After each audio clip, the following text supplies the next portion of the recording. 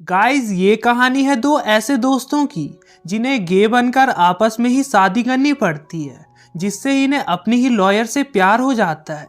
काफ़ी interesting story है। Movie के शुरू होते ही हम न्यूयॉर्क शहर को देखते हैं, जहां पर कुछ बंदे बास्केटबॉल खेल रहे थे।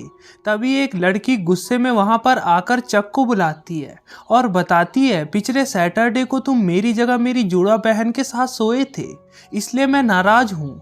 चक कह रहा था, मुझे लगा वो तुम ही हो। कि तभी वहीं उसकी जुड़वा बहन वहां पर आ जाती है, जो अपनी बहन को काफी खरी-खोटी सुना रही थी।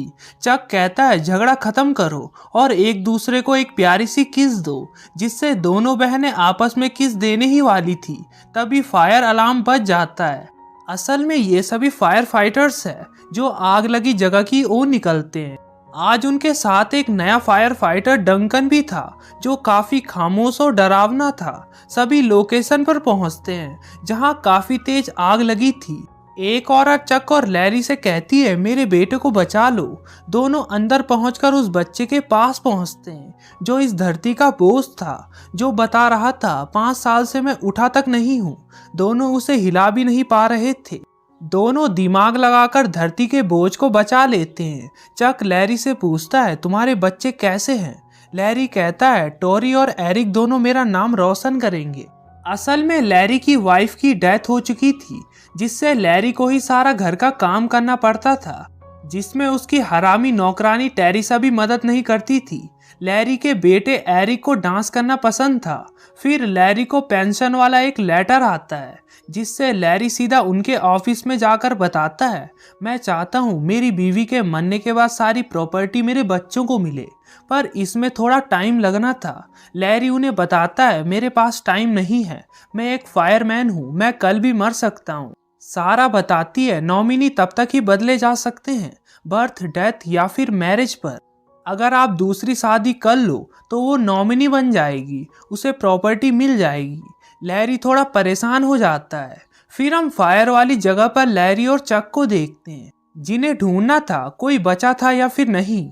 दोनों आपस में काफी मस्ती कर रहे थे कि तभी चक का पैर फिसलकर चक अटक जाता है, फिर नीचे गिरता है, जिसे लैरी बचा देता है। उतने में सभी भी आ गए थे।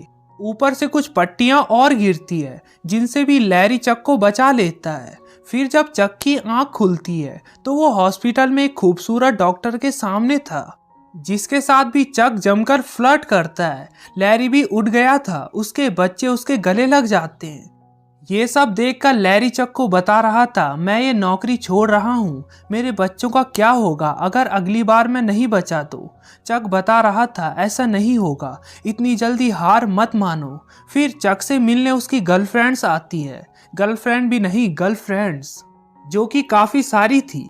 लैरी अपने बच्चों के बारे में ही सोच रहा था कि तभी उसे एक गे राइट्स वाला न्यूज़पेपर दिखता है, जिसे लेकर वो सीधा चक के घर जाता है और कहता है, मैंने तुम्हारी जान बचाई, तुमने कहा था तुम कुछ भी करोगे। मैंने पेंशन वाला मामला हल कर दिया है और मुझे नौकरी भी नहीं छोड़नी पड़ेगी। मैं कुछ ऐसा करूंगा जिससे मेरे बाद मेरी सारी जायदाद तुम्हें मिल जाए, फिर तुम मेरे बच्चों का ख्याल रख लेना। गे की साथ ही डोमेस्टिक पार्टनरशिप, जिसको सुनकर चक ड्रिंक पीकर मना कर देता है, किसी लड़की से शादी कर लो। लैरी बोलता है, मैं सिर्फ तुम पर भरोसा कर सकता हूँ। तभी कुछ पीने के लिए चक की गर्लफ्रेंड्स बाहर आती है, जिनके साथ डॉक्टर भी थी। चक उनके साथ मजे लूट रहा था। चक कह रहा था, एक बार के लिए मैं लेस्बियन बन जाऊंगा, पर मैं गे नहीं बनूंगा। आखिर में चक दोस्ती के नाते मान ही जाता है और दोनों शादी कर लेते हैं। कुछ दिनों बाद लैरी के घर पेंशन डिपार्टमेंट से एक आदमी आता है, जो देखने आया था कि ये दोनों कोई फ्रॉड तो नहीं कर रहे। वो सब कुछ चेक करके बताता है, डिपार्टमेंट से कोई और चेक करने आते रहेंगे 3-4 महीने तक। उसको ठीक जताने के लिए दोनों प्यार भरी हरकतें करते हैं। फिर लैरी ये सब देखकर डर जाता है और एक लॉयर के पास जाता है, जो काफी सुंदर थी, जिसे देखकर चक का मुंह खुला का खुला रह जाता है। उसका नाम एलेक्स था। खुशी में चक कहता है, आपसे मिलकर खुश हुआ मेरा। एलेक्स कहती है, आपकी पार्टनरशिप को चैलेंज किया गया है, आपको फंसाया जा रहा है, और अगर क्लिफ आकर दखल देता है तो आप मुसीबत में पड़ सकते हैं। चक तो बस एलेक्स को ही देख रहा था। एक तरीका है जो आपको इन झंझटों से निकाल सकता है। एलेक्स भी नहीं जानती थी ये दोनों झूठ मूठ के गेस बने हैं। एलेक्स कहती है जल्दी से शादी करके कानूनी सबूत तैयार कर लो। फिर दोनों कनाडा चले जाते हैं जहां दोनों शादी कर लेते हैं। बारी आती है किस करने की, जिस पर चक उसे जोर का झापड़ मारता है। फिर दोनों एक साथ रहने की तैयारी कर लेते हैं। चक को लैरी का बनाया सड़ा खाना खाना पड़ता है। सोने के लिए लैरी ने चक के लिए एक बेड बनाया था। चक कहता है मुझे वहां सोना है जहां तुम सोए हो। लैरी कहता है बिल्कुल नहीं, ये जगह मेरी वाइफ पॉला की थी। चक कहता है ये हमारा हनीमून है और उसके बगल में सो जाता है। सुबह टोरी और एरिक उन्हें जगाने आते हैं, जिनके साथ टेरेसा भी सोई थी, जिसे चक ने रात को ढूंढकर सुलाया था। जिसको देखकर लैरी गुस्सा हो जाता है और बाहर जाता है जहां क्लिफ उनका कचरा चेक कर रहा था, जो कि चेक करने आया था। क्लिफ कह रहा था आपका कचरा गे वाला नहीं लगता और चला जाता है, जिससे दोनों आप टेंशन में आकर अपना कचरा गे वाला बनाने लगते हैं। दोनों गे सामान लेने सुपरमार्केट जाते हैं जहां पर चक को एलेक्स मिलती है। एलेक्स चक को कहती है तुम सैटरडे नाइट फ्री हो तो उस दिन हम गेस के लिए फंडरेजर रख रहे हैं। चक बोलता है मैं आ जाऊंगा। एलेक्स बोलती है अपने हस्बैंड को जरूर लाना। फिर रात में दोनों कॉस्ट्यूम पहनकर पार्टी में पहुंचते हैं, एक गे पार्टी में। चक को एक बम हिलाने वाली लड़की दिखती है जिसे वो एलेक्स समझता है, पर वो तो कातिल हसीना निकला। फिर चक को एलेक्स मिल ही जाती है जो कैट वुमेन बनी थी। एलेक्स बताती है वो जो बटरफ्लाई कॉस्ट्यूम में है वो मेरा भाई है जिसका नाम केविन था। फिर सभी एक एक करके अपने डांस मूव्स दिखा रहे थे। अब चक और लैरी की बारी आती है जो प्यारा सा लवली डांस करने लगते हैं, जिससे बाकी कपल्स भी उनकी तरह ही डांस करने लगते हैं, जिससे चक लैरी को सब जानने लगे थे। सभी बाहर निकलते हैं जहां पर कुछ गेस से नफरत करने वाले लोग हल्ला मचा रहे थे। गेस को इससे काफी हर्ट हो रहा था। चक आगे आता है, ये एक प्राइवेट पार्टी है। एक आदमी चक को बुरा भला तक कह देता है, जिससे चक उसे जोर का पंच मारता है। सभी चक के इस एक्शन से खुश थे, यहाँ तक कि अगले दिन न्यूज़पेपर में ये बात पब्लिक भी हो जाती है, जिसे बॉबी उनके फायर फाइटर लीडर बता रहे थे। वो कह रहे थे मुझे नहीं लगता तुम कपल्स हो, मुझे इसमें मत फंसाना। चक एक बार में बैठा था जहां उसे एलेक्स का कॉल आता है जो कहती है आज तुम मेरे साथ गर्ल्स डे मना सकते हो, जिससे दोनों शॉपिंग करने जाते हैं। दोनों वहां काफी मजे करते हैं। घर आते वक्त बारिश हो जाती है, पर वो एलेक्स के रूम तक पहुंच जाते हैं जहां एलेक्स अपने कपड़े चेंज करने लगती है, जिससे चक अपने नीचे के साइड को छुपा लेता है। चक कह रहा था लैरी के बाद सबसे जबरदस्त बॉडी तुम्हारी ही है। एलेक्स इशारे करके कहती है ये असली है, तुम छूकर देख सकते हो। चक घबरा घबरा कर उन्हें छू लेता है। हाँ ये तो असली है, मुलायम है, पर मेरे लिए ये बेकार है। चक का उन्हें छोड़ने का मन ही नहीं कर रहा था। अगले दिन चक अपने दोस्तों के साथ बास्केटबॉल खेलने जाता है, पर वो गे होने की वजह से कोई उसके साथ नहीं खेलता। तभी वहां पर डंकन आता है जो उसे गले लगाकर बताता है मैं भी एक गे हूँ, और उसके गले मिल जाता है। चक और लैरी नहाने भी जाते हैं, पर सभी उनसे दूर जाते जा रहे थे। डंकन तो आकर डांस करता है। फिर हम चक और एलेक्स को देखते हैं। एलेक्स उसे बोलती है प्लीज मेरे पैरों की मालिश करो। चक उसके पैरों की मालिश करता है। एलेक्स कहती है मुझे अपने मूव्स दिखाओ, तुम लैरी को कैसे तैयार करते हो, जिससे चक उसके कान को सहलाकर प्यारा सा थप्पड़ मारता है। चक उसकी तारीफें करने लगता है। एलेक्स खुश होकर उसे किस देती है। फिर दोनों किस करने लगते हैं। फिर थोड़ी देर हटकर फिर से किस करते हैं।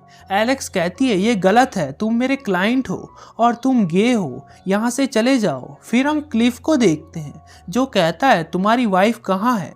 तभी टोरी बताती है वो तो उस हॉट लॉयर के साथ गए हैं, जिससे चक और लैरी के बीच बहस होने लगती है। दोनों एक दूसरे से नाराज हो जाते हैं। दोनों बॉस के ऑफिस में पहुंचते हैं जहां बॉस उसे बताता है सबने तुम्हारे ट्रांसफर की अर्जी दी है, जिससे लैरी जाकर उन सभी को अपनी की हुई मदद के बारे में बताता है। हमने तुम्हारी कितनी मदद की है।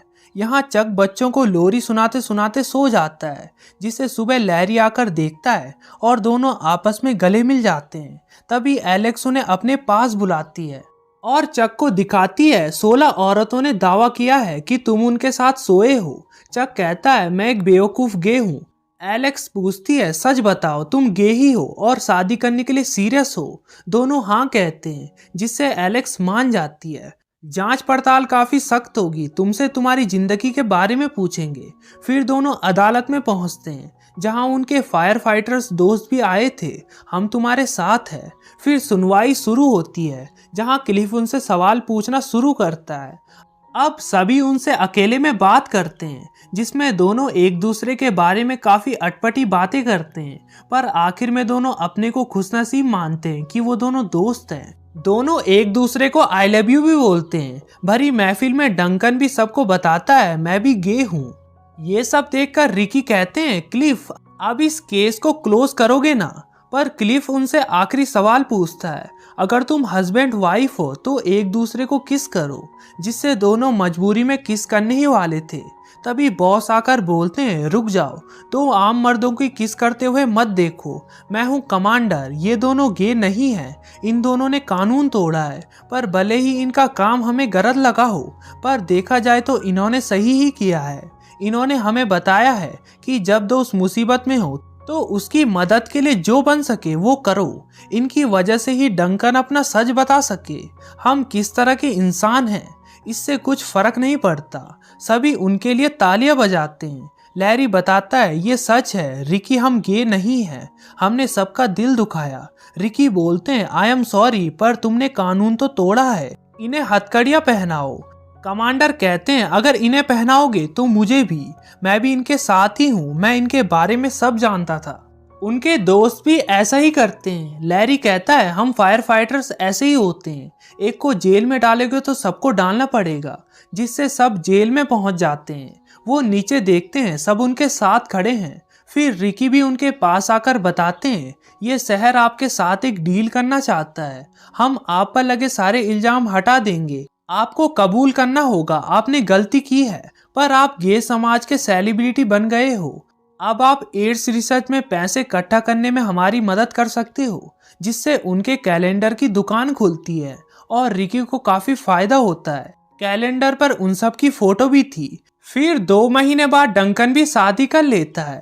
उनकी पार्टी में चक एलेक्स को कह रहा था तुम्हारे भाई ने तो मुझे माफ कर दिया, तुम क्यों नहीं कर रही हो। लैरी भी अब आगे बढ़ रहा था, बस मैं ही अकेला हूँ।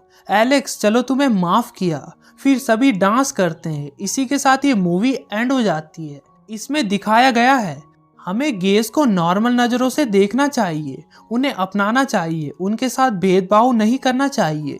वीडियो अच्छी लगी तो वीडियो को लाइक करके चैनल को सब्सक्राइब करना बिल्कुल मत भूलना। आपके सपोर्ट की बहुत ज़रूरत है। Thanks for watching.